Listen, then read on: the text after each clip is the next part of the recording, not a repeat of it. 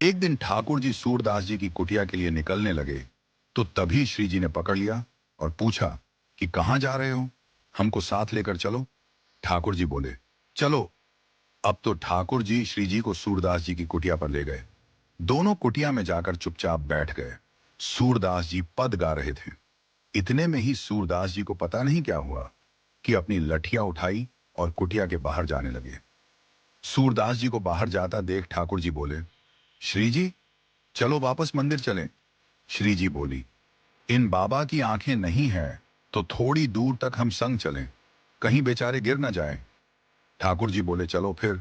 आगे आगे सूरदास जी और पीछे पीछे ठाकुर जी और श्री जी। इतने में ही आगे एक विशाल गड्ढे में सूरदास जी गिर गए और श्री जी ठाकुर जी से बोली, इनको बाहर निकालो। ठाकुर जी ने आवाज लगाई, बाबा बाबा। सूरदास बोले, हाँ भैया, कौन है, जो भी हो मुझे बाहर निकालो। ठाकुर जी बोले, मैं निकाल रहा हूं बाबा, मैंने अपना पटका फेंको है नीचे, आप उसको पकड़ो और मैं ऊपर खींच लूंगा।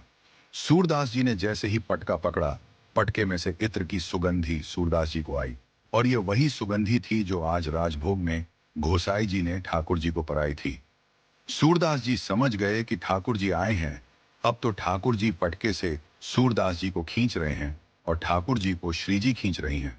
अब तो पटका पकड़कर सूरदास जी बाहर आ गए और बाहर आकर उन्होंने ऐसा नाटक किया कि जैसे उनको ठोकर लगी हो और ठोकर से गिरने वाले थे ठाकुर जी के ऊपर।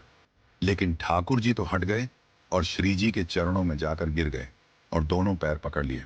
अब श्री जी के जैसे ही पैर पकड़े, श्री जी पीछे हुई तो श्री जी का एक नूपुर सूरदास जी के हाथ में रह गया। सूरदास जी ने चुपचाप पायल छुपाकर रख ली। अब तो ठाकुर जी के साथ श्री जी जैसे चलने लगी तो श्री जी बोली, मेरी एक पायल रह गई, उसको लेकर आओ। ठाकुर जी बोले, मैं दूसरा बनवा दूंगा। श्री जी बोली, दूसरा नहीं, मुझको तो वही चाहिए। ठाकुर जी लौट करके आए, बोले, बाबा, मेरे संग मेरी एक सखी आई, उसकी एक पायल गिर गई, आपने देखी क्या? सूरदास बोले, एक पायल है तो सही मेरे पास।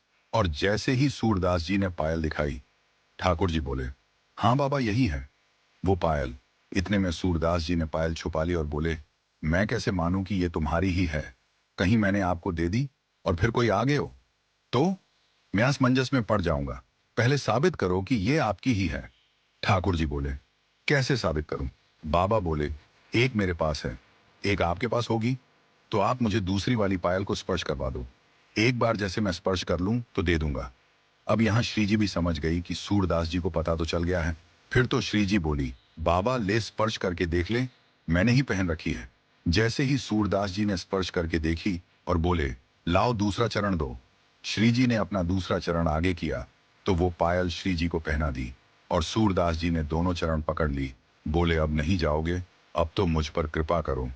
अब तो महाराज ठाकुर जी हाथ जोड़ने लगे, सूरदास तेरे पाम परूं, भैया जान दे। गोसाई जी बहुत नाराज होंगे। बोले, ऐसे कैसे जान लूं?